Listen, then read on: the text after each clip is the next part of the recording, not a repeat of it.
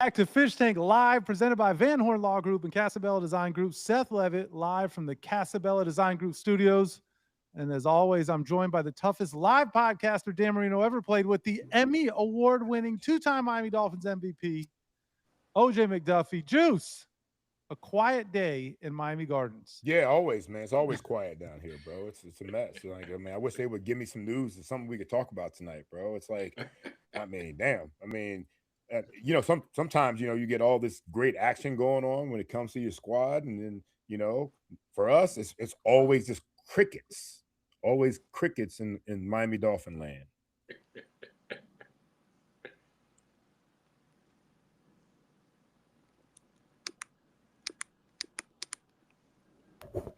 Hey, Seth, Seth, I don't hear you, bro. Finally, somebody muted Seth. There you go. There we go. I tried to introduce Perk, and they muted me. Yeah, all right. It makes sense. Perk, No.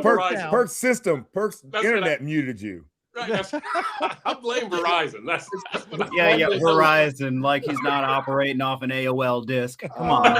A disc. Wow. Hey, I'm old enough to remember when floppy disks were actually floppy. So, yeah. Yes. Well, yes, the man that you can't quite see or make out there, that is Sun-Sentinel columnist, the host of Miami Dolphins Deep Dive with Perk. He is Chris Perkins. Fix that, you rookie. I'm sorry, Andrew. Always the legendary Sevach, producer Sevach, and straight from court, wearing a very similar jersey, the man who just ended the Tua Tagovailoa era. He is Chad Van Horn of Van Horn Law Group. Now hold on, you skipped my accolade. Don't forget, I am an Emmy adjacent producer. You are an Emmy adjacent producer. And got a hell of a Christmas Dolphin sweater rocking today, at least as far as we can tell. So, yeah, absolutely. Fellas, I'll pull the curtain back a little bit, and I'll let the crew in the chat know. You guys were asking where the show rundown was today, and I said I've been demoted to emergency host. It happens to the best of us. You went from 1 to 3, Big Seth? You went from 1 to 3? It's kind of a slap in the face if you ask me. It happens to the best of us. But there's one thing on the agenda, and that's why I didn't send it to you today, and it's the fact that the Miami Dolphins have benched Tua Tagovailoa. Rookie Quinn Ewers is the starter. Zach Wilson will not give up the number 2 spot. He refuses to give up the number 2 spot. And Tua Tagovailoa goes from being the highest paid player in the history of the Miami Dolphins. 25 games later, he will be the emergency quarterback as the Dolphins take on the 4-10 Cincinnati Bengals this Sunday. Shocking news in Miami Gardens today. Gosh, where do we start? Oh, Chad, I got one real quick. It's just an original thought. I tried to tell y'all, and you can take it from there. Thank you. Yeah, this is what happens when I don't send a rundown. Everything's completely off the wheels, but apropos nonetheless. Well, we're excited to see the crew that's in the chat there. We got Lou from Dade. We got Big She. I mean, everybody. Andrew Crowell's there. We got Steve Burke. He was asking what we were going to talk about today. Steve, I'm glad you're here. Hopefully, a lot more folks will join us. I know Sam from Perfectville was just on the Finn's Faithful podcast, and he drove the entire hour. I don't know where in the hell that he's going, but he drove for the entire hour. Anyway, Tua has been benched. I'll start with this. I guess my question, fellas, is this the end of the Tua Tagovailoa era? Juice, let's start with you. Will we ever see Tua as a starting quarterback for the Miami Dolphins again? Oh, man, only if the first 2 go out. Yeah, we'll have him. He's that third string guy. It's kind of weird. Something's been up with Tua all year long, and it's been really strange, fellas. And I don't know if there's an injury we don't know about, body-wise or what it might be. But for me, it's been like he hasn't been the same guy mentally either, and that's the problem I'm having with Tua. His reads, the interception was a terrible idea last, on Monday night. The one that should have been knocked down, he tried to, pierce through 3 defenders was another one. I'm like, that just wasn't Tua to me. And it's been that way the whole season. So I don't know if his body's not right. I know we've talked to some guys, some quarterback gurus that said that, his footwork is not as good as it used to be and things like that. But if you're talking about the end of an era, he'll have a shot at being the starting quarterback next year because of his numbers. But I think that the team has to go out there and find 10 of them in the offseason and look at these 2 that we already have that are 1 and 2 going into this week, against the Cincinnati Bengals, man. So to answer your question, I think it is, Big Seth. I really feel like that's the way it is. I think Tua's days are numbered here. He might go somewhere else and might be successful with a team that runs the ball well, has a big offensive line, and has a great defense. But for us, I think it's the ship has sailed here. So looking at the chat, some of those comments there. Here, Lisa Rose says, Juice knows I'm a true ride or die for this squad, but this needed to be done. Tua seems so broken. Steve, if Mike stays, Tua will be back next year. He'll be back. I agree he'll be back, but I'm not just going to give him the starting role like we've done before. He's pretty much had a starting role almost since his rookie year, and when he was forced into action when I didn't think he was ready to go, and then he started playing pretty well. So obviously after that, you pay him. Once you pay a guy like that, he's definitely going to be the guy, until he's not. And now, hell, sometimes you just gotta, you gotta eat it. You gotta eat it, Big Seth. Yeah, well, I want to get into that in a minute, but I want to ask the question to Chris Perkins as well, and I definitely want to talk to Perk about the column that he wrote today. But Chris Perkins, you've been at damn near every press conference that Tua Tagovailoa has stepped up to the mic. You've been at every game that he's played. Is this the end of the Tua Tagovailoa era in Miami? It is. It's the end. And look, I think a few things brought it to this point. Number one, I think no Tyreek Hill. What was Tua before Tyreek? What has Tua been after Tyreek? Right. Tyreek made Tua.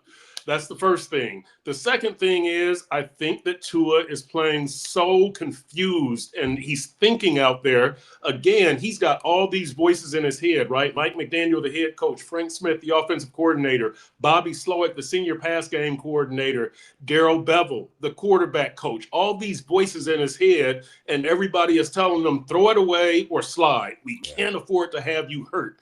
I think that Tua you can just kind of see him thinking. He's not instinctive. And then the third thing is Tua has told us that the ankle and hip injuries have kind of had a cumulative effect on him. He was not agile or mobile or athletic before, and the injuries have taken even more of that away. So I think it's the injuries. I think it's the voices in his head that don't allow him to play natural. And being Tua is finding that life is a lot different in this league without Tyreek Hill. I think those are the three things that have conspired to bring the Tua era to an end. So, he backed off the injury thing today. He was asked about it, Perk, in the locker room, and I don't know if you were there, but he was asked about it and said, no, that's not what this was about. Right. Yeah, I don't believe that. I don't believe that. And he's told us before that the injuries were a factor. So that's what I believe. Look, Tua was good today. He only talked for like 3 minutes. Yeah. But he was good. I'm glad that he talked because, as you know, Seth, one of the key rules to media relations or public relations, don't turn a 1-day story into a 2-day story or a 3-day story. Talk today and get it over with. I agree with you. Yeah. No, but what I'm saying is by Mike McDaniel saying what he said yesterday in the press conference, it became a 2-day story. Yeah. They could have made that announcement today. He could have made the announcement yesterday, he could have saved it until today, right? That's on Mike. But as far as Tua's standpoint, come out here and talk to us and get that part of it over with. And now we aren't going to be hounding Tua all week and hounding the media relations department, asking Mike all these questions. So good job on their part. Yeah, that's being a professional for sure. So I have a lot of issues with what went down in the last 24 to 36 hours. And it's not because I lost all of these Mountain Dew bets. I know that here in the live, I have been adamant in saying that Tua will start the entire season. And I'm not backing off of, in the sense, I'm not backtracking here. I said what I said. And I do believe if they were still in the playoff hunt, you would not have seen this move. Even if, as bad as Tua played, if somehow they had beaten Pittsburgh, I still think he would be the starter going into this week. So I don't believe this whole. The biggest issue I have is this whole idea that Quinn Ewers gives the Miami Dolphins the best chance to win. And that was said over and over today. It was said the decision would be made as a result of who gives the Dolphins the best chance to win. I do not believe, and I don't believe that Mike McDaniel believes that. I don't know how many people, maybe Quinn Ewers believes it. I don't know how many people in the locker room, and this is just my suspicions. But I don't believe it. And I have so many issues with hearing that over and over again. If you had told me that, look, we've been eliminated from the playoffs. Nobody ever wants to be eliminated from the playoffs with 3 games left in the regular season schedule, but we have been. It's been a rough year for Tua. We've got 2 other guys in the roster who've worked hard, and we're going to give them an opportunity to play. I could have stomached that more. I almost feel slapped in the face when you tell me that Quinn Ewers gives the Miami Dolphins the best chance to win when Quinn Ewers wasn't even the number 2 quarterback for 13 out of 14 games this season. So you got a guy who's a $200 million quarterback, a Pro Bowler who led the league in passing 2 years ago. You have another guy who's a number 2 overall pick who is kind of this reclamation project, who has started, I don't know how many games Zach Wilson has started. Quinn Ewers has never started a game in the National Football League. And the only time that he was made the number 2 quarterback, and we were told that was because they felt that if Tua went out, he would have given the team the best chance to win. One time the entire season, that was against the Cleveland Browns. Explain to me why the only time that Quinn Ewers gives the Miami Dolphins the best chance to win is when we're playing teams from Ohio. I don't understand it. Does anybody else believe that Quinn Ewers really gives the Miami Dolphins the best chance to win this Sunday? Chad does. Of course, Chad Van Horn does. Wait, did you see Tua play? Legit, your defense played well. All right, can we for a while? They played well for a while. They held up, but the defense can only hold up for so long. Especially, Dolphins don't swim in under 40 degrees. We know this. You held up for a long. Wait, listen. Long enough, but you need offense to show up. And our best player was not even on the field. What are we talking about? Seth, are we really listening to a lawyer that has a rhinestone terrible towel, man? Well, so the answer, come on, bro. We're gonna let a rhinestone tough guy, Chad Van Horn, the answer, come on, yes. Man. And I hear you, Juice. And first of all, we love Chad, right? We love Chad. We do. That's my guy. Second of all, I told someone today when they were complaining to me about Stephen Ross, I said Stephen Ross paid for the right to make whatever bad decisions or good decisions that he paid for the right. And so, there's a logo that's on every one of our shows these days, and Chad Van Horn has paid for the right to come in here dressed as Jerome Bettis. Damn right he has. I apologize, Chad. My bad, bro. My bad, Chad. But we do love him to death, regardless of that. Where'd he get a pink terrible towel? So my future from his wife. Yeah, my future daughter is gonna be wrapped in this when she's born in 6 weeks. Okay. And she already hates OJ, by the way. Uncle OJ is already on the ship. Hey, Chad, I'm going to tell you this. It's going to change really fast, and you're going to be jealous. It's going to change really fast because Uncle OJ is a baby whisperer, bro. I promise you that. I got it. Yeah. Well, we are all excited and anticipating that. But again, I want to go back outside of Chad Van Horn and his pink terrible towel. Does anyone else here in the chat? Well, I'm sure in the chat they do, but in this group right here, does anyone else believe that Quinn Ewers gives the Miami Dolphins the best chance to win, or do you think this is about something else? He gives us a better chance, Seth. Better chance than Tua Tagovailoa. Yeah, I mean, it can't get any worse, bro. It's been really bad. All these games that we've seen lately, honestly, even with the four-game winning streak, Tua has not been very good. Yeah, he has not been. He's managed it well. We've ran the ball very well. It can't get any worse is what I'm trying to get at. You know what I mean? The defense had a chance to really run the game, to take over the game at times and keep it an ugly game, but they didn't. But Tua didn't give us a chance to win that football game at all. And Mike didn't give us a chance to win that game at all by thinking that Tua could give us a chance to win that game. We thought we were gonna run the ball a lot. I think, and Perk, you can correct me on this number. The first 12 plays, I think we threw it 8 times. You know what I mean? Something like that. Something like that. Like who does that when you know you got a run game that's special like it's been, and then you got guys that are been balling as run blockers in front, and they're forcing the pass pro, which probably hasn't been their MO this year more than anything because our run game has been so good. Defenses haven't been able to tee off on them. So, like you're asking, Seth, yeah, I do feel like it can't get much worse with Quinn. The only reason I think Quinn has jumped Zach is because, this offense, you got to do it right now. And I don't think Zach does that right now. Quinn's been used to doing that since Texas, and now he's got an opportunity to do it again. But I'm saying that no matter what, and maybe, just maybe, Quinn can run away from a defensive lineman for a little bit and give us a chance to extend a football play. Well, both guys are more athletic than Tua for sure, right? But you are, Big Seth. Yeah, well, thank you very much. But I can move a little bit. I love But Tua. you know what? I think the larger. Go ahead. No, Mr. One Single's more athletic than Tua. Like he got a single. I can hit a baseball. I can't hit a baseball, but if I can hit, if you can get me on base, I can steal second and third. Chad, that was a mom and dad single too. We don't know who the bookkeeper was in that. We'll leave it right there. Yeah. Listen, it was a hit. You hit the ball. I get that, Big Seth. No, it was a hit. Made contact. I had one damn hit all year. I know. Where'd it go? It went.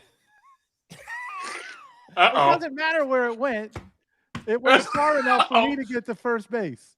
Oh, that might have been an infield single. Might have been an excuse me single. Went through the first baseman and the shortstop. It's okay, but I got on base. It was a legit hit. Money ball, baby. Money ball. That's it. Okay. That's it. Hey, look, I'll say this about Tua and Quinn Ewers starting. I think this all gets back to the Dolphins don't know what the hell they're doing at the quarterback position. Yeah. Okay. And I'm not going to I tried to tell y'all, but I just don't see how you can have Zach Wilson, a quarterback who has starts in this league, on your roster as the number 2 quarterback for the entire season, except for the 24 hours of the Cleveland game, right? Supposedly they told Zach and Quinn Ewers the night before the Cleveland game, some Saturday night, okay, Quinn, you're going to be the number 2. Just absolutely ridiculous. But how is this guy your number 2 all season? And then when it's time to pick a starter, he stays as your number 2. You promote the rookie 7th rounder.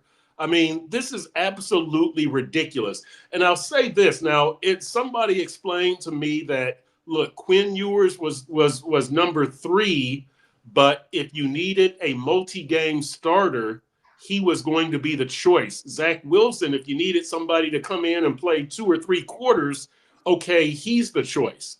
And I'm like, I get that, but it makes no sense. Like, why do you have 2 separate backups for separate situations? If you need multiple games, you go to the rookie 7th round pick. And if you need just 2 or 3 quarters, you go to the veteran. That makes no sense. It doesn't make any sense. It doesn't. The Dolphins have no idea what they're doing at that position. That's what this underscores to me. Well, what it feels like to me, and this is pure speculation, okay? So I am not connected to hearing this, that, or the third, but it just doesn't feel to me that Mike McDaniel made the decision. It does not feel like that to me, and I'll tell you why. Mike McDaniel's job security has never been in more jeopardy than it has been late this season, right? I mean, he got a contract last year. There were whispers, and as soon as the last game, the clock hit 0, the Stephen Ross statement came out. We're going to run it back. He had gotten reassurance. He ended up getting a raise.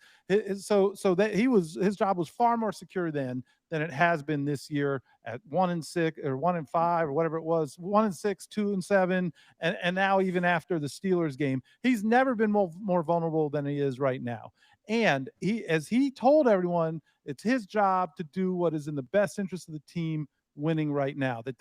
He said he would not insult the process to do a trial at the expense of everybody else, all of those other things, which is what fans have been clamoring, not because they think, I don't think the majority of them feel that Quinn Ewers is going to be some rock star, but they want to see what the kid's got. I even see it in the chat.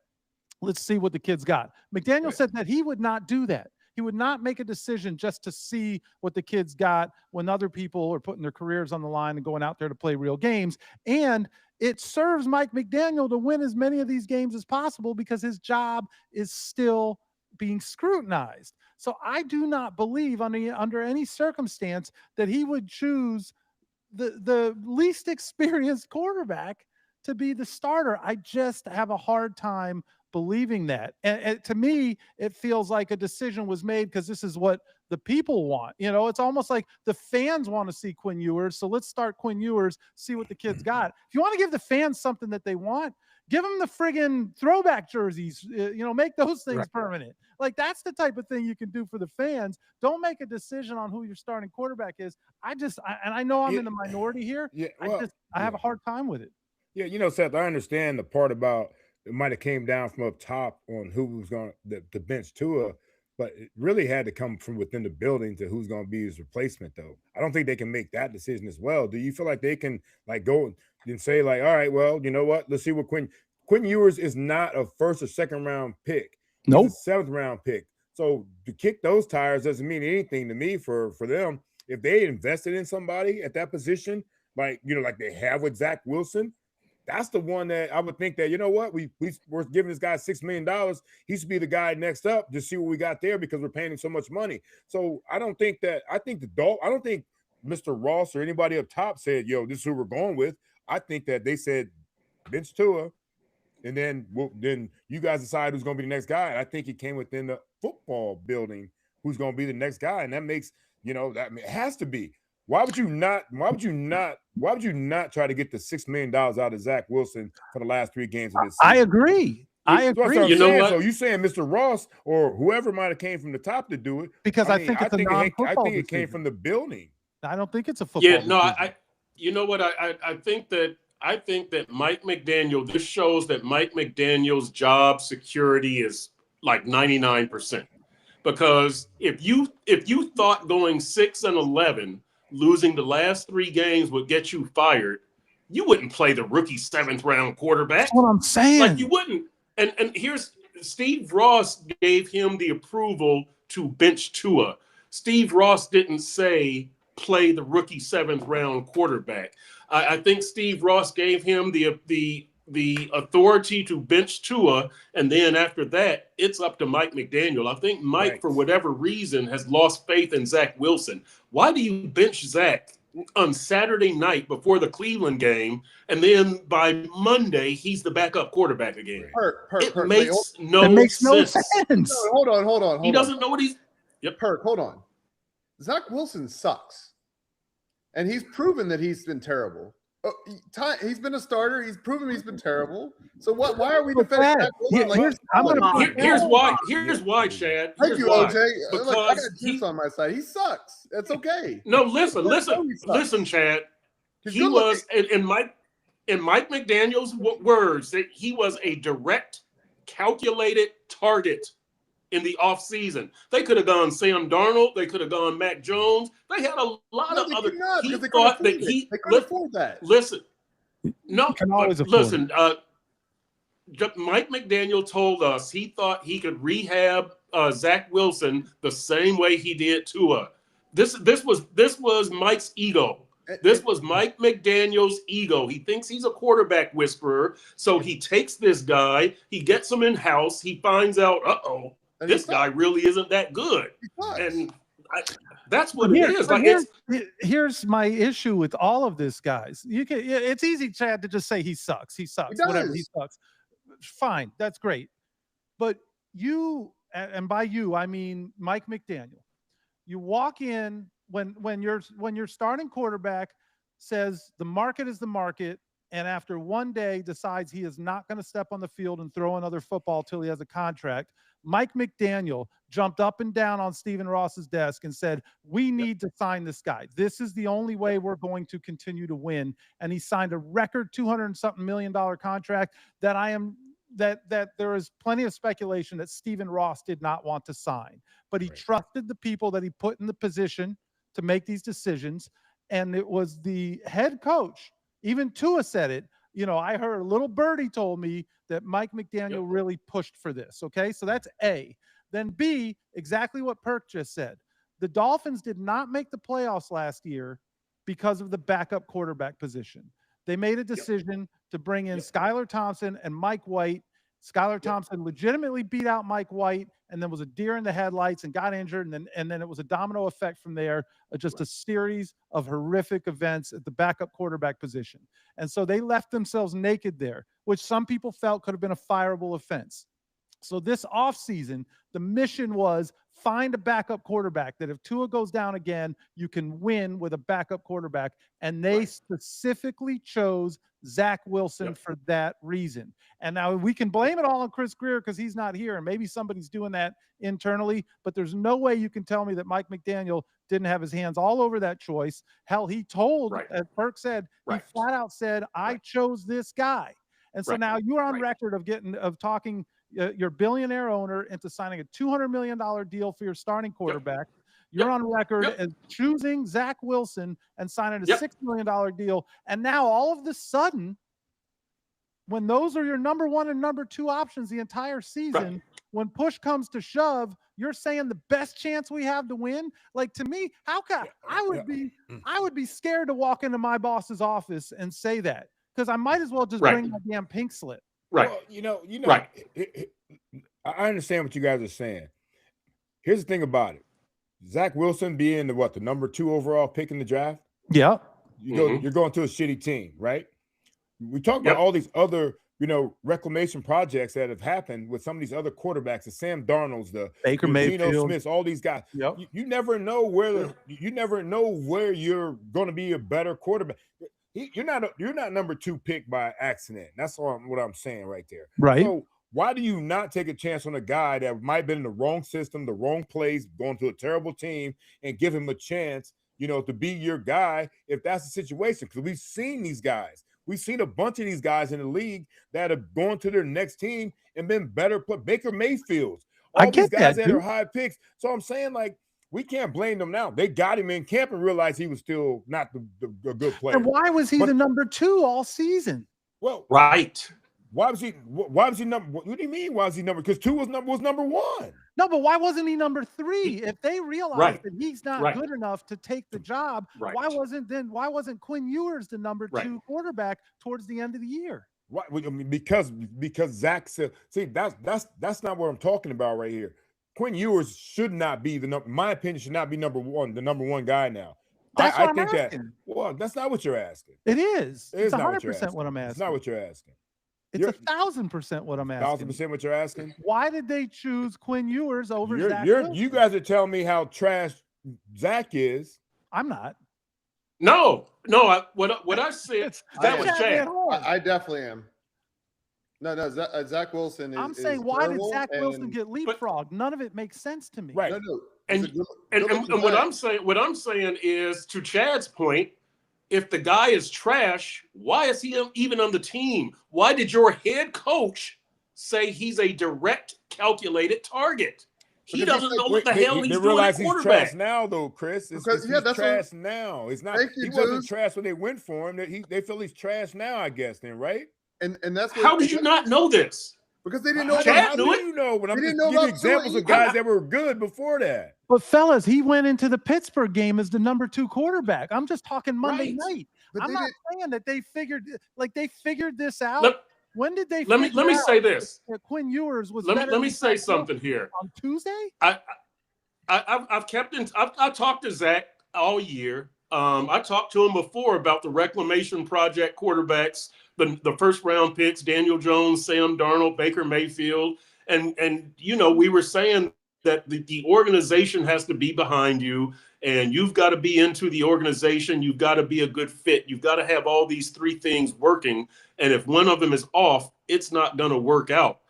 The Dolphins are at that point with Zach Wilson. I don't know why, and I don't know how it came to this point so fast. I talked to Zach today in the locker room. He said he's confused. He said he's frustrated. And he said, I would think a team would want to play the best player. He's going to be my column tomorrow because, dude, I agree with him. Like, what the hell? again, to Seth's point, then why is he your number 2 quarterback all year? If you know he's trash, why'd you sign him? Why'd you think you could rehab him? And why has he been your number 2 all year? If you knew he was trash, why? 15 seconds, real quick. 2 things. They thought Tua was the guy. They paid him hundreds of millions of dollars. Sure. So obviously, Yeah. we're going to blame that on him. And they thought Zach Wilson was that as well. You don't want to put pressure on the rookie. So that's why you don't put him as the backup. So you put him as third string. So let him bake, let him grow. And then when a determination comes that Tua is not the guy, you see if you have the guy moving forward, because you know Zach Wilson is not the guy because you made one mistake. Chad, you don't want to put pressure on him to be the backup quarterback the entire season, but now all of a sudden you're going to make him the starter? Right. Yeah, for sure. Because you want to see what it's a grown man's league. Put pressure on him. I'm not. It's a grown man's league. Put pressure You're going on to him. see it because you saw Zach Wilson under pressure. What did he do? You saw Tua under pressure. When did you see Zach Wilson under pressure as a Miami New York quarterback? Because if we're basing it on past, then they should have never even brought Tua back when Mike McDaniel was signed, right? Like you know, the whole thing was if Mike. What do you mean, Seth? What do you mean? Mike McDaniel was signed because of Tua. That's my point, Juice. The whole thing is that Mike McDaniel was supposed to fix Tua, and he helped Tua become a Pro Bowl quarterback and the NFL's leading passer. And then Mike McDaniel told somebody, Chris Greer, Stephen Ross, whoever else, that he could do the same thing with Zach Wilson, that here's a guy with elite arm talent. He's got all these athletic skills, all the things, to your point, Juice, that made him the number 2 overall pick, all the things that got people excited about him. And Mike McDaniel was excited about him when he was scouting him when he was in San Francisco. He was excited about the opportunity to get him. He was excited about bringing him into a system. And he was his number 2 quarterback for 13 of 14 games outside of going back to the land. He was his number 2 quarterback for 13 of 14 games. He was his number 2 quarterback on Monday night against the Steelers. And then Monday night was not good enough for quarterback play. And apparently Zach Wilson wasn't good enough to get the opportunity 2 days later. I don't understand that part. That's what I'm saying. I'm not being critical for Tua being benched. I understand it. He's been terrible. He's been downright terrible, and the regression has been horrible to watch. But I am being critical of the fact that Quinn Ewers has leapfrogged Zach Wilson. We don't know why. And all we're being told is that Quinn Ewers gives us the best chance to win, and I don't believe it. Yeah. Here's the thing about it. We haven't understand a lot of decisions, right? Especially at that quarterback position. You said it. You chronicled the fact that the backup changed that before the Browns game, whatever it might have been. We don't know what's going on with the quarterback position at all with that football team. Fair. All we knew was QB1 all year long, as long as he's healthy, he's in the game until now. And so is there something that we don't know about what's going on with Zach Wilson in that building other than his ability to play football? Because there's got to be some other things that that are not being articulated with us because we saw Ewers in the preseason. Yeah. We saw him in training camp. We saw him in the game he came into. Mm-hmm. There's no way in my professional mind as a former football player that Quinn Ewers is a better quarterback than Zach Wilson right now. It's not even possible to me. It's not even possible to me. So what else is going on that we don't know about is my question. So we're actually aligned, Juice. We're finally got aligned. I'm glad we got to this. We still are the fish tank. You know what I mean? We are, and always will, for life. Fish tank for life, damn it. Fish tank for life. I think this is like a Chris Greer. Friends don't lie, okay? So that's the way it goes. Right. This is like a Chris Greer, Mike McDaniel meeting. Maybe. No, I don't think it is. Because I think if it is, I would have just been like, okay, Juice. Right. So I don't think it is. But so this leads me to another question, and I want to fast forward. I open up because I like to see what Perk writes before we get him here on the show. And here it is, big bold headline. And I know you guys don't write the headlines, or maybe you did in this case. Chris Perkins, Greer gone, Tua benched, but McDaniel will get to stay. This makes no sense. Tell me why, Perk. This makes no sense because Mike McDaniel is the one who's most in charge of the on-field product from the three of those, right? Chris Grier got you the best talent you've had in 20 years. It wasn't Super Bowl winning talent, but you should have won a playoff game in 2023 with that talent. No excuse for not winning a playoff game that year. You should have beaten either Buffalo or Kansas City or Philly. You definitely should have beaten Tennessee, but you should have gotten a home playoff game. You should have played Pittsburgh in the first round at Hard Rock Stadium, and you should have won, but you didn't do that. That's on Mike McDaniel. Look, the times that Mike McDaniel had this big play passing offense, right? It didn't really produce in the big moments. You go to the dink and dunk offense last year, you finished 6-3. You go to the run game this year, you win 5 out of 6. You need to incorporate elements of those two offenses into your offense. You should have known this after the 2022 season. You definitely should have known it after the 2023 season. Mike McDaniel, I think Mike is a decent coach. He's a creative coach. I don't know that I would call him a good coach. And among the three, Chris Grier, Mike McDaniel, and Tua, I thought Chris Grier did his job best because he got you the best talent you had in 20 years. I think Tua was number 2, and I think Mike McDaniel is number 3 on that list. I mean, that's the way I look at it. I don't understand how he can survive this. Either all 3 stay or all 3 go, and one is gone, the other one is 1 foot out the door, and Mike McDaniel has no worries at all. This makes no sense. I mean, what are your thoughts, Juice? I agree with what Perk is saying. You know, I read all the Perk stuff, you know, and Seth, what I miss, you forward to me, man, and I get what he's saying, man. It doesn't make any sense. Honestly, it does not, that all 3 are not going. You know, I was surprised that Mike McDaniel survived Chris Grier's firing. I thought that was going to be a 1-2 punch all in the same shot.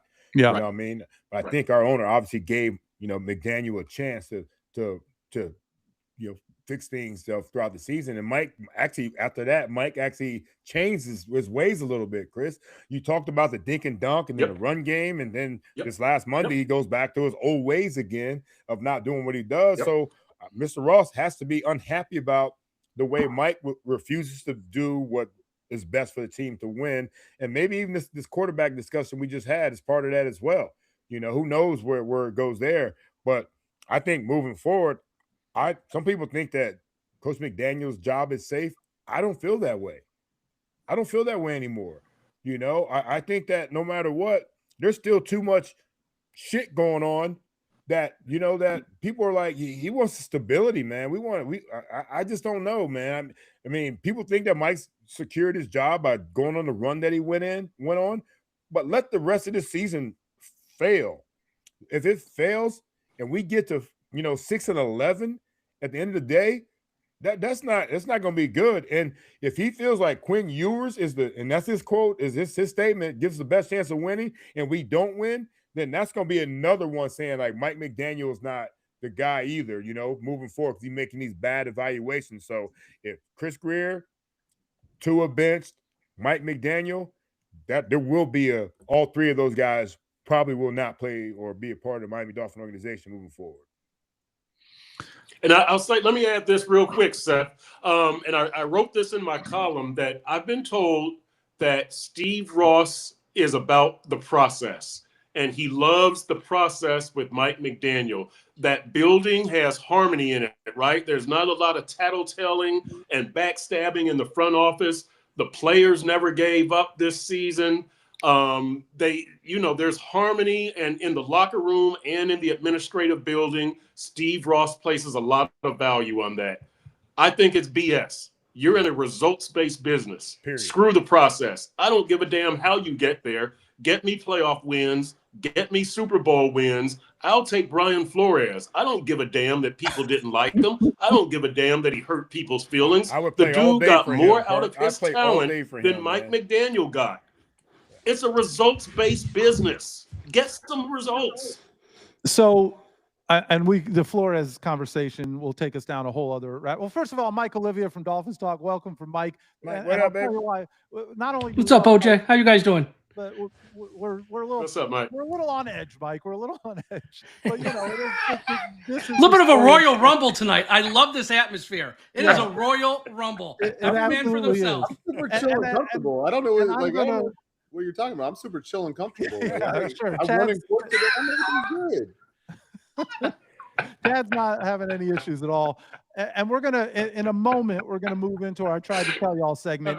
And because I tried to tell y'all that Tua would be the starter through 17 games, I have lost the right to have my Tried to Tell Y'all tonight. And so Mike Oliva is going to take over my spot. You brought in the lefty, Big Seth? I am forfeiting it. I have, again, you guys said I have been pushed back to third string. So Mike Oliva is going to do my Try to Tell Y'all. We're going to get to that segment in just a minute. And before we do that, also, if you've got your legal questions, we know Perk's got a few, get those loaded up. And Luis Diaz, I wish you were here because he had a pretty good one today as well. Okay, so now I just want to get back to this. I think you're right, Perk, but I also think that Stephen Ross cannot sit and watch his team on its biggest stage time after time. And every time this team is on a big stage, it seems to shrink. And to sit there and hear someone of Troy Aikman's caliber and Troy Aikman's pedigree and Troy Aikman's, right, who he is, and to sit there and hear him basically just lambast the quarterback, the coach, the process, the decision-making. I mean, that was as big of a rip job as I've heard. And it was unbelievable. It was unbelievable to hear that.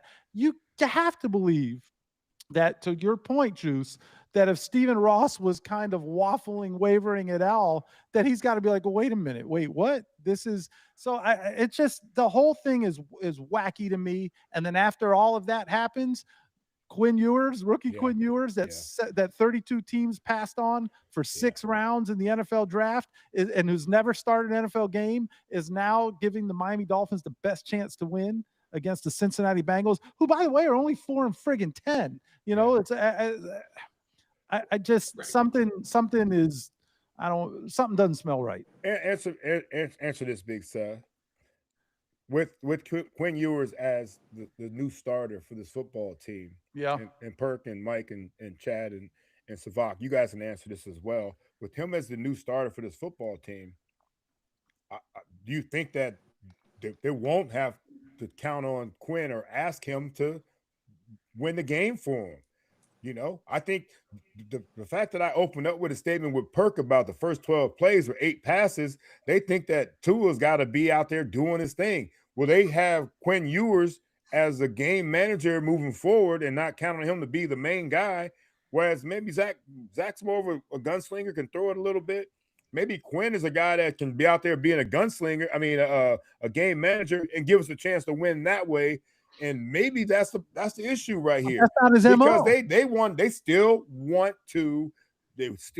Tua to be the guy. It reminds me, I said this the other day, I was talking to somebody, it reminds me of the Super Bowl, Seattle versus New England. And instead of letting, instead of beast mode being the guy, they wanted Russell Wilson to be the guy, to be the MVP and going to Disney. To hell with Disney when you got a run game like we've got. And stop trying to throw the rock around the yard like that, Just win the damn games, man. Even Dan Marino was okay with Jimmy Johnson's punk ass making him hand the ball off more often than throwing the football, man. That's you can't sit here and deal with egos when it comes to things. Even Tua was upset about the fact that we're not throwing as much. Not upset. Let me rephrase it. He wasn't upset, but he said yes, he'd like to throw the ball more. But it matters. All that matters is winning football games. Danny was like, all right, hell, I can't check off. I can't do this. Well, let me hand this shit. You know what I mean? Let me do this. If we win football games, all I care about. So maybe Quinn Ewers is a guy that will be okay with just, hand it to H-Chan. Now that I beat H-Chan in my fantasy football semifinal game, hand it to him all day. Throw it to him all day. I don't care anymore. You know what I mean? But Juice, that was not number one. That wasn't Ewers' MO coming into this thing. In fact, Joe Shad had a funny moment in the presser today. He goes, Quinn, what do you say? People say you're a gunslinger. He goes, they say he's a gunslinger, and the whole room laughed at Joe. But that's kind of his MO, is a guy who takes chances, tries to throw the ball down the field. That's number one. But number two, I keep going back to the fact that why did you think he was this great game manager today, but not Monday night or not the previous Sunday? I don't understand why. I got the answer. I got the answer. Give it to me, Mike. Here's the answer, and you guys have missed this all night. And I think back when we brought in Flores in year one, he refused to play Josh Rosen and play Ryan Fitzpatrick in meaningless games once they were out of the playoffs, and it cost them a chance to get Joe Burrow. And everyone's like, why aren't you playing Rosen? You trade a second-round pick for him. Nope, wouldn't play him, which, look, let's be honest. If you play Rosen, we ain't winning a lot of those games that we won with Fitzpatrick, and we won meaningless games. Ross, Tom Garfinkel, they're like, not going to fool me twice. We're out of the playoffs. Zach, Tua, don't need you. Quinn Ewers, you play. So I you're saying hate with the tank. word tanking. I hate that word because we like a fish those tank. guys on the field are going to play hard no matter what. Tanking is when the owner, GM, they step in and make a call to like, no matter how hard you play, we can't win. And that's why they're playing Quinn Ewers. Yeah, they'll see. Look, if he plays great, that's great for the Dolphins. That's a win-win. If he loses, that's a win-win. They have nothing to lose. They don't need Zach Wilson. You got 37 games with the Jets of Zach Wilson on tape. You don't need to see Zach Wilson. They're playing Quinn Ewers because if he's the answer, awesome. If he sucks, we're picking higher. They're not getting fooled again from the Ryan Fitzpatrick, Josh Rosen thing. Yeah, Mike, we're not getting a quarterback in this draft no matter how sucky we are. We're not going to get one. I know. Let's get a higher pick. You might get a better safety. You might get a better guard. You might get a better tackle. But we need a quarterback, bro. You're talking about quarterback situation right here, man. You know. But then don't stand up there and use the terms gives us the best chance to win over and over. What else are you going to say? Come on, what are you going to say? Come on, bro. Come on, man. What else are you going to say?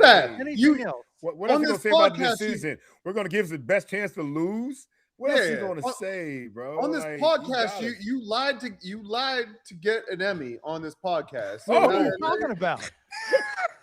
Look, I keep my own fact. We still have the Emmy, and it can't be taken, but come on, what are you gonna like Mike said, what are you gonna talk about? Like, all right, well, we got 3 shitty options, so we're gonna with the shittiest because we want to get the best draft. So first of all, no, as a former PR guy, I would not advise my head coach to say that. A.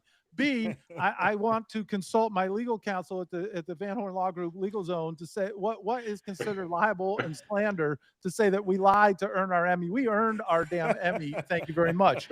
But what I want to know, what he could have said, and I said it earlier, is that again, no team wants to find themselves eliminated from the playoffs with 3 games left on their schedule. However, that's where we are. And as a result, we haven't gotten the play out of Tua that we would have liked. And so we are moving on to give an opportunity to one of these other guys. If you say something like that, but to come out here and keep telling me over and over again that the best chance to win, and then why is Ewers the choice over Wilson? Because he gives us the best chance to win. It just doesn't. I can't accept it. I'm sorry. I just can't. He lied. It was probably a bad way to say it. How you said it was the way they should have said it, but they didn't. And we're at the same situation, though. They know what they're doing here. They want to see what the kids got. They probably don't care if they win these last 3 games. But who's they? Who is the they, Mike? See, Mike, the ownership. The ownership. Yeah. That was my point at the beginning. I don't think it was Mike McDaniel's decision. Well, Perk, what do you got? I agree with you. What do you got, Perk? Yeah, no, I'll say a couple of things. Juice, do you know who made that decision to not throw it in Seattle Super Bowl and not hand it off to beast mode? Who? Darrell Bevel, your quarterback's coach. He was the play caller for Seattle at that time. That's one thing. The other thing is playing Quinn Ewers this week. Sorry, Seth. That was a walk-off. I like that. Playing Quinn Ewers, he does have a little bit of help from the standpoint that Cincinnati has the league's worst run defense, 157 yards a game. So maybe Achane can help take some of the pressure off of Quinn Ewers. To Mike, I don't think that you want to lose. I understand improving your draft position, but if you have 6 wins or 9 wins, you might move 4 or 5 spots in the middle of the draft. I want to teach my players, especially the young players, how to win. I want to teach them winning habits. You've got a lot of young players here. As a matter of fact, when Quinn makes this start, I think it's going to be the 5th of the 7 draft picks this year to start. I think only Zeke Biggers has not started a game of these rookies. I want to teach these guys in the last 3 games winning habits. I don't want them to lose. So I understand what you're saying, Mike, but and as please, I hope they're not thinking we can move up and get a quarterback this year, because this isn't the year to get the quarterback in the draft. You would force yourself to fall in love. I'm just saying in general, because there's still people out there who say we need a quarterback, let's lose and move up. Don't force yourself to fall in love with the next Josh Rosen or the next Zach Wilson and take them up high just because you have that pick. Like you said, Mike, you'd be better off getting an edge rusher or a safety or whatever. My fear is if the Dolphins pick 5 or 6, they would force themselves to fall in love with some second-rate quarterback, and you'd be stuck with them for the next 2 or 3 years. So that is the fear. But you can get a safety or an edge rusher or something. Don't force yourself to fall in love with a quarterback. But I also think with this, we know this owner. He's been suspended a few times for tampering. If he didn't make this call, play Quinn, because we know.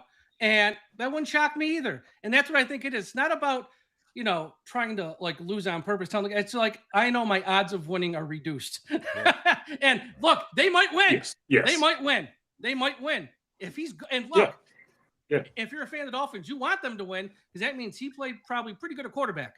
But they're hedging their bet.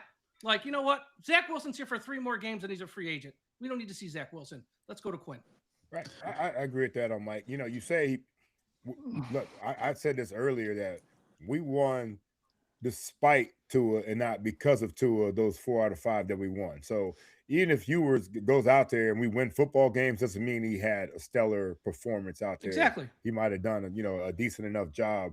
And when it comes to the draft with me, I don't give a damn where you draft somebody. I really don't, because there are some. You guys just murdered Zach Wilson. He was number 2 pick overall. We're killing Tua today. He was number 5th pick overall. It doesn't matter where you draft somebody. It's who you draft and if they're going to be good players, because there's so many guys that our best players. Seth, we talked about this a million times. The best players in Dolphin history, most of them weren't first-round draft picks. It's not where you pick, it's who you pick. And how, that's always been the case. And there's also the case of where do you go? Does the system you're going to fit you? You know what I mean? I'm not going to, Urban Fryer was like an outlier. Urban Fryer was a team that ran wishbone and wide receiver. And how the hell did you got them number 1 overall pick as a wide receiver in the NFL? But hell, he was that dude when he got to the league too. You know what I mean? Some guys is, it's all about not where you pick, is who you pick. So anytime people are talking about, we don't use the tanking word. We talk about that. Tanking sucks because it doesn't matter. You're not going to, unless there's a Peyton Manning sitting there at number 1 overall pick, you know what I mean? Or something like that. And which is rare anymore. It doesn't matter. You know what I mean? Unless you need that position, just play the games out, see what happens, and pick the best person in the draft. And hopefully we have a defensive philosophy and an offensive philosophy, and you get the guy that fits both of those that makes you a better team. I'll say this. Whoever they end up drafting and whoever the GM is, I hope they continue to build the trenches. They started this 2 years ago with Chop Robinson and Patrick Paul. They continued it last year with Kenneth Grant and Jonas Avai-Naya. I hope they continue that trend. And Big Biggers, all those guys, it's going to be nice, man. I think that's because we've been getting beat up there so much, Perk. We've been getting our asses whooped in the trenches so much. Exactly. They got their asses whooped second half of this last game too. You know what I mean? They started, abusing these young guys, but they'll figure it out. So Naya's comments with Hayward, I'm like, I mean, bro, I get you want to get some advice. Yeah. But man, don't be around a microphone, man. Just text him or something, man. I mean, ask him what can I do to get better, man. You know what I mean? Don't be live mic'd up. I get young guys always want to talk. I didn't talk to any DBs after a game after we lost. I'm like, the hell with all you mugs, man. I mean, I tried to cut you. I tried to blindside block you. I don't, what I mean? But I love it. Call me on my home line, my home line, because that's all we had back there. And let's talk about what I could do. Hey, real quick. Did any of you guys see Tua talking to Jalen Ramsey? Did you see Tua and Jalen Waddle on the sideline laughing? And what did you think of it? Yes, that's a great. Starts with the coach. That's the atmosphere he's got. There's a couple things like Tua had too good of a time and a loss. He had way too good of a time and a loss. And then to chuck it up with Ramsey at the end. I was also upset with Waddle sitting there. I don't know, when the camera shot to him when the team was losing, bro. I'm on the sideline. I'm up and down the sideline getting guys motivated instead of sitting there by myself, being all about me.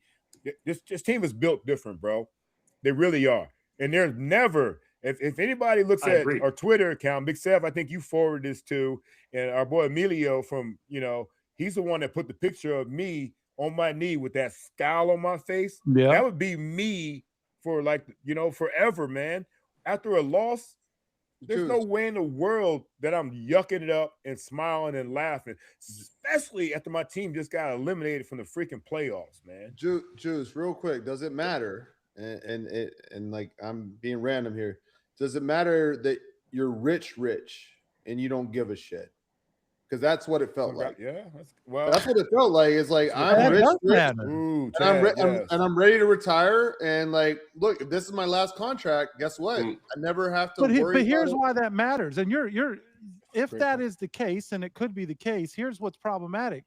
Who does Patrick Mahomes have that kind of money? Yes, he does. He does.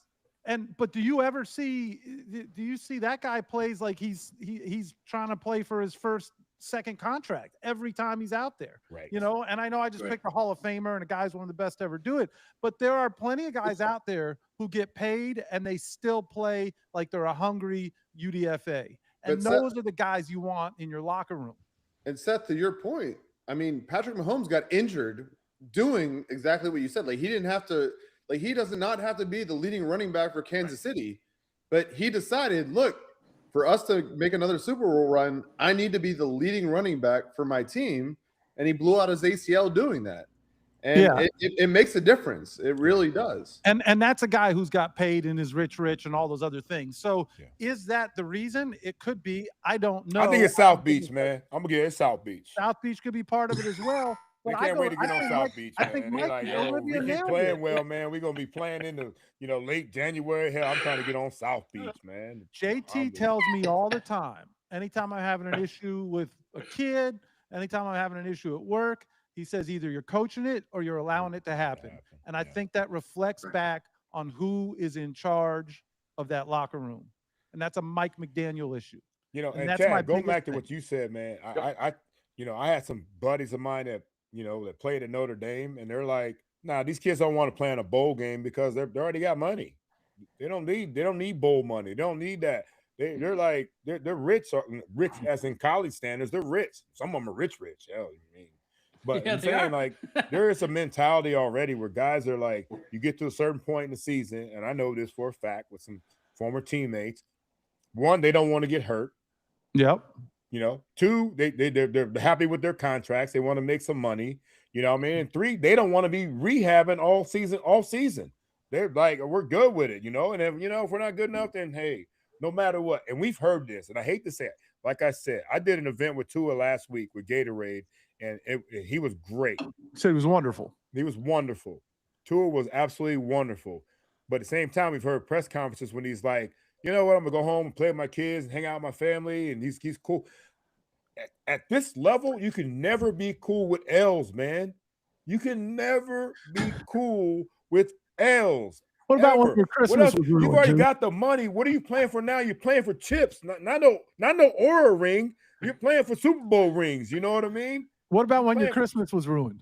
Oh man, the Green Bay game. Come on, man. That's why I stopped doing post game, Perk.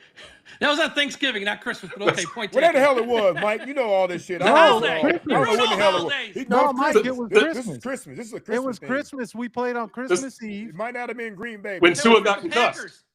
Against the It was versus Packers. the Packers on Christmas. And he got Yeah. the king. We Who found did I out he say had it the was? Oh, concussion. okay, that game versus the Packers. Oh yeah. He got on the microphone afterwards and like, yo, you know, everybody wish you guys all a Merry Christmas. And I said, bro, I've been here all day for your Christmas, man. You know, my Christmas is already ruined, man. What are you talking about, bro? Juice was so pissed. All right, we have. It's. But I love Tua though. already. Let's finish that one. I do love Tua though, man. I do. As a person, I love him to death. Because I could go on and on because I hear what everybody's saying. I just am not accepting it. Something doesn't smell right for me. It's hard for me to accept all of it. But we are moving into, I tried to tell y'all because we're already running late, but damn it was that kind of a day. Literally had nothing. We had no agenda, had one thing, and we've been able to get through an hour of this show. I tried to tell y'all we're going to kick it off with OJ McDuffie. Juice, what did you try to tell us? Oh my God, Big Seth. You know, I try to tell y'all that I am the biggest homer Dolphins fans have ever witnessed. That is me, you know, and I've only been a fan since April of 1993. Of course, that's the day I got drafted. But what a blessing. You know, I was a wide receiver from Penn State where we really threw the ball. I was playing with the great Dan Marino, easy sell for me. And, you know, I always say, you know, Dan is the badass man if he can sell isotonic gloves down here in hot-ass South Florida, right? So then I played with Scott Mitchell, my man Bernie Kosar, Doug Peterson, Steve DeBerg. I won't say anything about Steve DeBerg, but I played with those guys all during that time. You know, I even had season tickets, Seth, as you know, afterwards, bro. A whole I had bunch season of them. tickets years after I retired. But once Danny retired, there have been 26 and now 27 new starting quarterbacks in Miami Dolphins history. What I'm really trying to tell you is that being a homer, I have given, you know, all these guys, I've given them all a shot. I've given them all a chance. The Fielder, who's my second favorite, Pennington, Culpepper, Lemon, Ewers, Heward, Henney, all these guys, Tannehill, Farrat, Moores. I've given all these guys, even Snoop Huntley and Skylar Thompson, many, many opportunities. Now we got Quinn Ewers, but I'm not taking the cheese anymore, Big Seth. I'm not going for the pump fake. I'm done drinking the Kool-Aid. You know, I'm not falling for the banana in the tailpipe. And I definitely will not let Lucy pull the football from my right foot as I'm about to kick this 50-yard field goal. I believed in Tua until I couldn't anymore. Get me a quarterback because I am the biggest homer and I'm tired of looking fucking stupid, man. I tried to tell y'all. Well, I should have said, if I knew you were bringing it like that, we would have saved you for last. That was fantastic. Chris Perkins, good luck being the Zach Wilson #2 quarterback to OJ McDuffie there. Chris Perkins, what did you try to tell us? I tried to tell y'all Mike McDaniel cannot develop quarterbacks. And we've seen this time and again. We see this with Tua, right? I think all Mike told Tua is there's Tyreek Hill, throw the ball to him. We didn't see Mike develop Skylar Thompson. We didn't see him develop Teddy Bridgewater, Snoop Huntley, Tim Boyle, Mike White, none of them. And now we have this Zach Wilson reclamation project. Apparently that thing has fallen flat. And so now we go to the second rookie 7th round quarterback starter of the era in Quinn Ewers. We saw what Skylar Thompson did. It wasn't good. Now, look, Skylar did get you that Jets victory in 2022, which got you to the playoffs. He got you into that Buffalo game. The offense only scored 2 touchdowns. Zach Sealer scored the 3rd touchdown on a fumble recovery, but that's fine. He's a rookie 7th round pick. It brings me around to Quinn Ewers. What are you expecting of this guy? What is the end game here? Do you think that Quinn Ewers is going to show you enough in 3 games that you're going to go into training camp thinking thinking he's going to compete for a starting job? Is he going to show you enough in 3 games that you go into free agency going, "There, our starter"? You're going to go into the draft going, we've got our starter. I don't understand what the end game is. What are you hoping to see from Quinn Ewers, and how is that going to translate when you get into training camp next year? I don't get it. But here's what I do get. Mike McDaniel is not going to be able to develop this guy into a consistent starter. He didn't show me anything with Tua. He showed me that he could, again, get Tua to throw the ball to Tyreek. But I was skeptical when Tua didn't have Tyreek under Brian Flores. And I was skeptical this year when Tua didn't have Tyreek with Mike McDaniel. I'm not convinced about Tua. I'm not convinced that Mike McDaniel can develop quarterbacks. I tried to tell you. Well, for the parts that we heard there, Perk, that was fantastic. I think KK says really? He needs new Wi-Fi. That I think those are all fair questions. I think those are all fair questions. Yeah. All right. I said this earlier. If you're just getting here now, this is normally when I tried to tell y'all something. However, since I got to eat crow here, I believed very strongly that Tua Tagovailoa would be the starting quarterback for all 17 games this season if he was healthy. Tua is healthy. He will not be starting against the Cincinnati Bengals. For that reason, I have conceded I tried to tell y'all to our good friend, Mike Oliva from DolphinsTalk. Mike, what did you try to tell us? I tried to tell you way back in October, after Miami was embarrassed in Cleveland, that Tua was going to be on the bench at some point this season. Wrote a nice little article about it, laying out how and why it's going to happen and when it's going to happen. My good friend, the Emmy Award winner, Seth Levit, who has just as many hits as he does. You know, you can go to Zach Wilson or Quinn Ewers, and I know people say, does he give them a chance to win? I don't know, but they can't be much worse than what we've seen this year from Tua, who's been really bad, even in wins over Washington and the Saints, where he didn't play great. Heck, versus the Jets, he almost threw 2 pick sixes at his own goal line. He was lucky it was the Jets and they dropped it. And if he didn't have that type of contract, he would have been benched months ago. Now, here's the Miami Dolphins. They're about to enter a rebuild again. They're going to start a search for a franchise quarterback again. And I don't know what's going to happen to Mike McDaniel. I don't know. But if he was up there today being totally honest, and this is 100% his call to put him on the bench, what does that tell you about a man who is coaching for his job that he feels a 7th-round pick with no experience gives him the best chance to win? That's what I tried to tell y'all. The handwriting has been on the wall all year, and it finally happened today. That's it. Good stuff, Mike. Good stuff, Mike. Good stuff. It is good Nice, stuff. Mike. Yes, sir. Mike came strong. Yeah, both of y'all did, man. I love it, man. That's what I'm talking about. I mean, we're just going to ignore last week. I predicted the score, but we'll move on. You tried to tell us, what was the score again you predicted, Chad? No, 23-13. We're at a 10-point game, which I predicted. But whatever. I mean, we're just going to move on because you guys are the smart one. Maybe you should pick who's the next quarterback. Couldn't be worse than the last guy picking him. I can miss on quarterbacks in the draft. Easily to miss on it, right? And we'll have to save it for the next. I got Pavia. We did not talk about who would be the person making that decision, because that's probably the biggest story here, is who's going to be making these decisions moving forward. Right. I'm going to quickly move into the Van Horn Law Group Legal Zone. Normally, Perk kicks this off, but there was a question here in the chat. Sounds like our guy John Voss is having trouble. His nephew's a season ticket holder, having a tough Christmas. His wife's going through a divorce lawyer. The kids are young. He may move out, pay the mortgage, and find an apartment. He doesn't know what to do. What should happen first? Go through the divorce, go through the bankruptcy first. I don't know his money. Chad Van Horn, what's your advice for this poor sap? So first thing you do is you give the wife the season tickets, like immediately. Right. Like initially, like that's your offer. Like, hey. Is that good legal advice, or is that just another shot at the Dolphins? Both.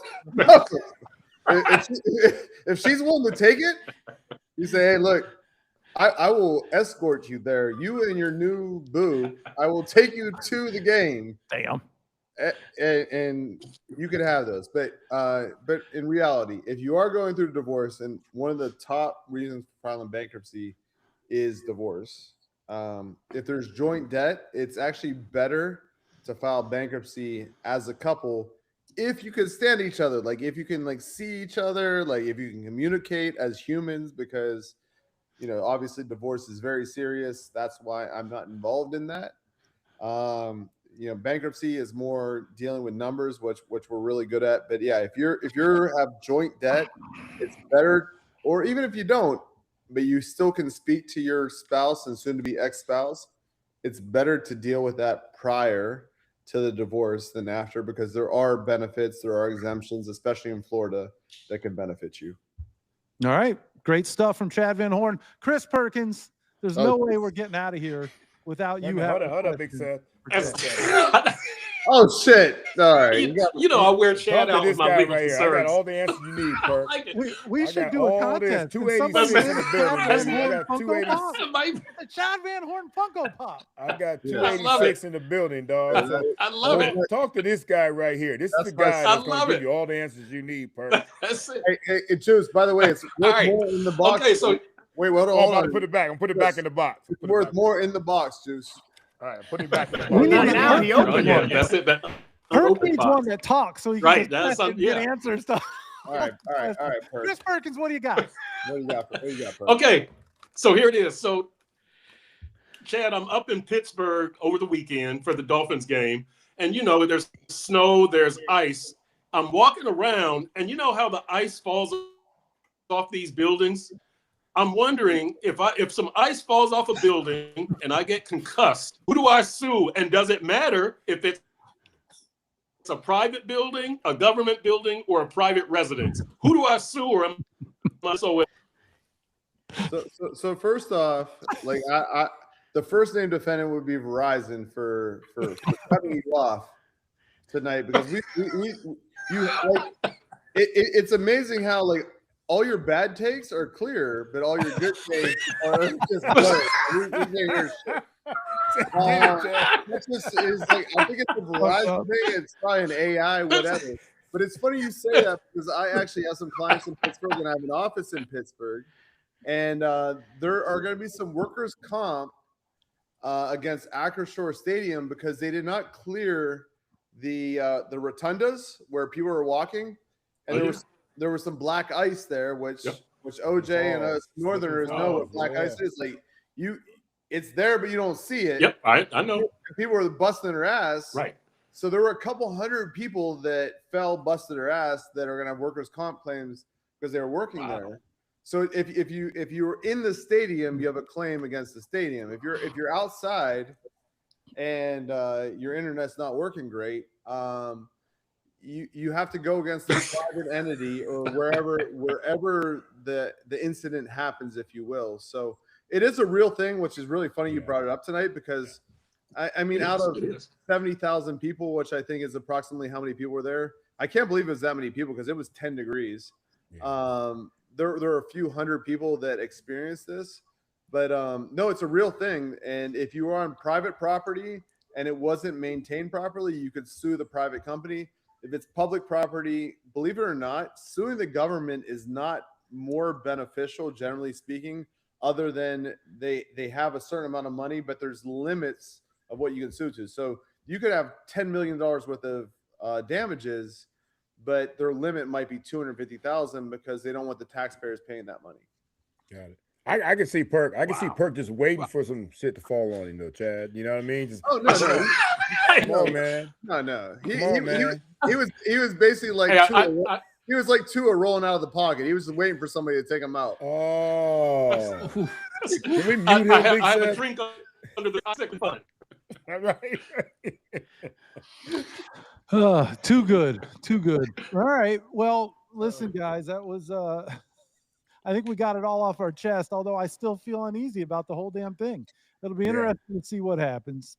Now, Andrew Crawl has an idea. He says that we should all make predictions. Not necessarily, I don't think he means scoring predictions, but predictions on what we tried to tell y'all, because we like to retroactively tell us what we tried to tell y'all. Right. But then, does anybody want to make a prediction, and then we can see who actually tried to tell us something that came true this Sunday? I'll make one. Go for it. I'll say I tried to tell y'all that Quinn Ewers will hand the ball off 50 times next game. And all right. Achane will have no. And Jalen Wright will have more than one carry, considering he only had 4 snaps last game. And the Dolphins will beat the Cincinnati Bengals because they are more trash than other teams we've played. That's I try to tell y'all moving forward. Okay, that's I try to tell y'all prediction. Chris Perkins, you're in the prediction business. What about you? Man, I used to have a feature on radio like this, but I used to call it "I'm calling," and I would say, "This is what I'm calling. This is what I'm calling." So I'm calling it now. I think that Jalen Waddle has less than 50 yards receiving. I'm losing faith in Jalen Waddle. My fantasy game, man. bro. I'm lose my fantasy game.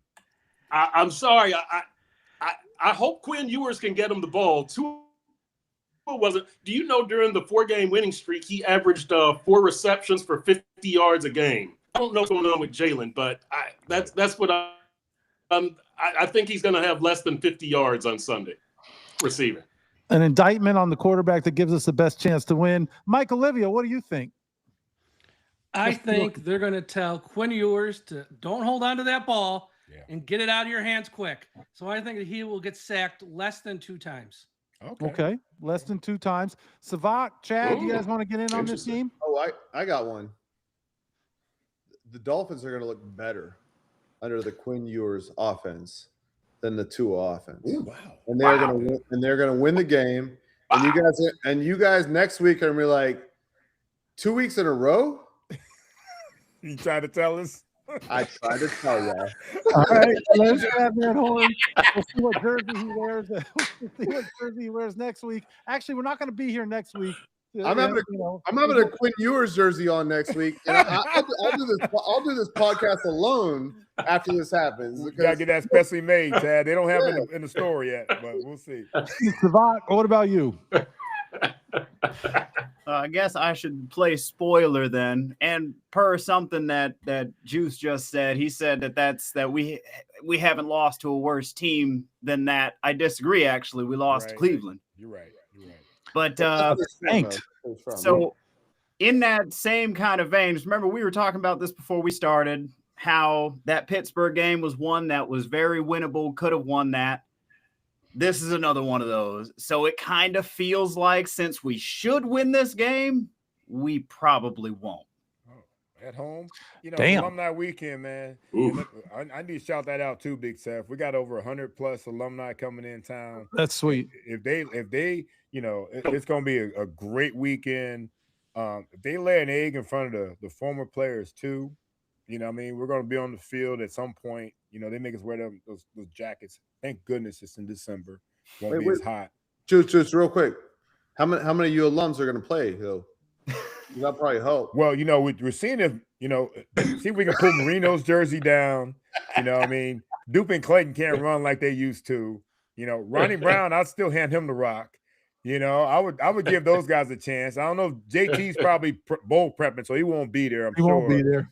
But we got some other dudes that I think that we got a good chance of going out there and making some plays if they were to unretire and do a Phillip Rivers and get their insurance kicked in again.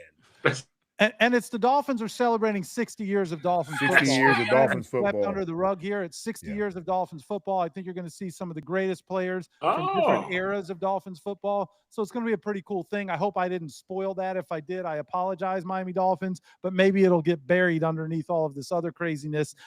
My prediction, and I don't like predictions. I don't make score predictions. I predict that the number 2 quarterback who got leapfrogged will play in this game at some point. I predict that you will see Zach Wilson in the game at some point.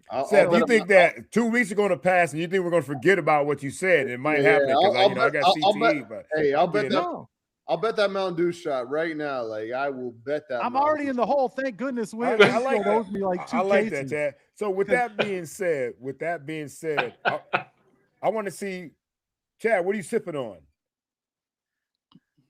You already know I'm sipping on Chianti. Sevach, what are you sipping on? Honestly, was water. That's it. Oh, damn. Big Seth, I know what you're sipping on. Talk about it. Always a Mountain Dew and water. Well, I'm sipping on some 1942. Whoa, look at that with the Dan Marino. Right. And it's been that long since we had a great quarterback. So cheers, y'all. So I will, before we sign off, and I know I said this earlier, and I'm just so upset about it because it makes no damn sense to me. But Sevach did some research, and I don't want that to go unnoticed. As I told you, Quinn Ewers has now it's only been determined by Mike McDaniel that Quinn Ewers will give the Miami Dolphins the best chance to win in 2 games out of 15 this season. Those 2 games happen to be against teams from Ohio. So Sevach did some research to see all 3 Miami Dolphins quarterbacks, since they were college players, what are their records against teams from Ohio? And then you guys can make the determination if you still feel Quinn Ewers gives us the best chance to win. What do you got, Sevach? All right. So I went digging. And when I say digging, I mean like Indiana Jones style, except instead of ancient relics, I found jack shit. So based on everything I could find, Quinn Ewers has faced exactly 1 Ohio-based team in his entire football life. 1, uno, singular. And I'm talking about the Cotton Bowl. You guys probably remember that. He won it. Now that's it. No NFL sample size. Yep, exactly. He's 1-0 against Ohio. Go ahead and put the banner up, I guess. Was that the Ohio State University? Yes, sir. Real quick, Juice. Let's get through the stats. I want to get through the stats, Dad. If you can, he did some research here. I want to get through the stats. Okay. Well, go ahead, Sevach. Sorry. Go ahead. No. I think that every segment we need a Sevach segment. By the way, and I haven't heard the whole thing, but I know Ohio sucks, and I know Quinn Ewers is going to be great. Hold up, man. Oh. Like, go ahead, So I don't want to go off the rails. Chad, I you live hear around the these corner, numbers, man. I can guys. be in your house in 2 minutes, man. Keep that shit up, Chad. I'm on my way. All right. So want to know what else? What about Tua? What about Zach? On to Zach Wilson. In college, Zach Wilson also faced 1 Ohio team, that was Toledo. He lost. So he's 0-1. He lost to Toledo? He did. Is that legit? Yes, 100%. That happened. Seth, you got to make the Sevach segment a thing. Like that's like if we're gonna deal with Perk's internet, we got to make the Sevach segment a thing. What about Tua? Tell us about Tua. Oh wait, but we didn't even get into Zach Wilson's NFL career. Oh shit. Okay. So this man somehow managed to be injured or unavailable every single time the Jets played an Ohio team. In one season, he actually missed both of them in back-to-back weeks. Wow. Yeah. Damn. Pretty damn impressive. But have you seen his mom? Yes. Hey, Sevach, some people aren't allowed in the state of Ohio, man. Some people are not allowed in the state of Ohio. Maybe that's what it was. All right, so Wilson's 0-1. Yep, 0-1. Wilson's 0-1. Ewers is 1-0. What about Tua? Now, Tua was very interesting. Would you guys believe it that he never actually faced an Ohio team in college? Yes. Yeah. Yeah. But in the NFL, of course, he's been there. Yeah. He went, as of today, 2-2 against Ohio. Isn't that the most Miami Dolphins thing ever? Yeah. Wait, in Ohio? Wait, is that in Ohio or when it Just against Ohio? And none of those Ohio teams have been very good either since he's been in the league. Yeah. Which is, Yeah. He should be 4-0 against mediocrity. It really should. Yeah. Well, So- there it is. So there's Yeah. your answer. I know that this team is very big on analytics. If you put them all into the computer, what it spits out is that the quarterback who has the best record against Ohio teams in the history of their college and professional careers combined is indeed Quinn Ewers. Quinn Ewers. Maybe there's your answer. Let's go. I think on that note, Juice, get us the hell out of here. Hey, everybody, thanks for diving in.